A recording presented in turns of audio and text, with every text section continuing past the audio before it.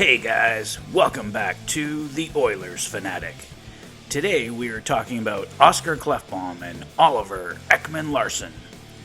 Jason Greger of TSN 1260 brought up Oscar Klefbom on his radio show yesterday as he discussed the upcoming importance of defenseman Philip Broberg for the Oilers. Greger started by saying he would be surprised if Oscar Klefbom returns next season, and later added he's 99% certain that he won't be back this year, and it would probably take a miracle to have him back. Now, of course, keep in mind, this doesn't confirm Klefbom won't be back, but Greger would be in the know on the subject. As an Oilers fan, I really want Oscar Klefbom back, but now I think we really need to start accepting the reality that he won't be. Let's take a look at the current D-core for the Oilers. On the left side, on the current roster, we have Darnell Nurse, William Lagesson, Caleb Jones, and Chris Russell. Russell has also played the right side. Up and coming in Bakersfield, we have Philip Broberg and Dmitry Samorukov. On the right side on the roster, we currently have Ethan Bear and Evan Bouchard. Michael Kesselring is up and coming from Bakersfield.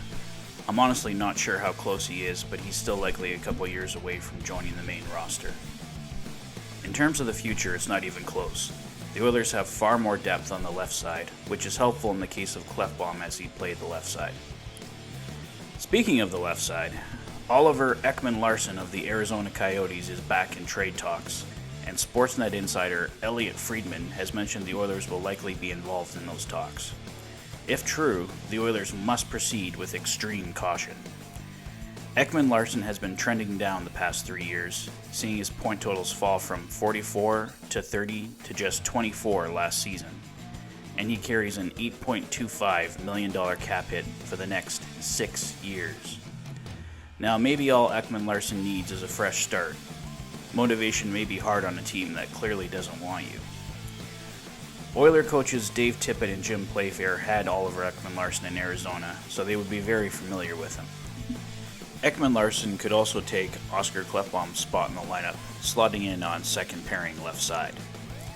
Let's take a look at a hypothetical trade. To the Arizona Coyotes, James Neal, Zach Kassian, William Lagesson, the Oilers' 2022 second-round draft pick, and the Arizona Coyotes would retain 25% of Oliver Ekman-Larsson's contract. And to the Edmonton Oilers, of course, Oliver Ekman-Larsson at a cap hit of $6,187,500 with the 25% retained by Arizona. James Neal has $5,750,000 remaining for 2 more years.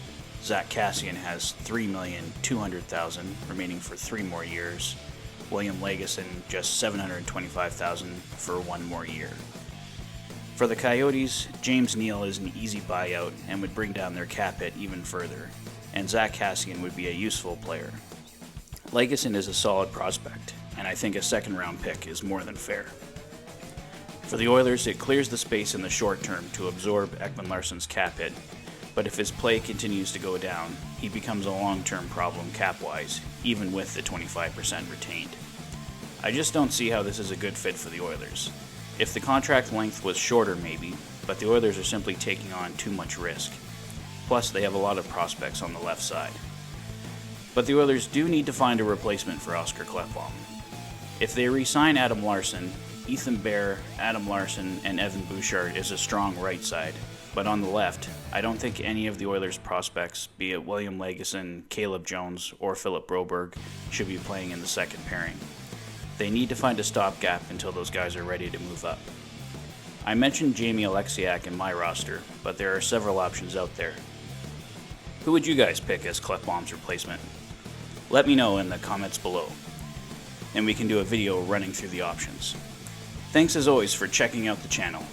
If this is your first visit, please like and subscribe for all the latest Oilers content. You've been listening to The Fanatic. Thanks for being a fan.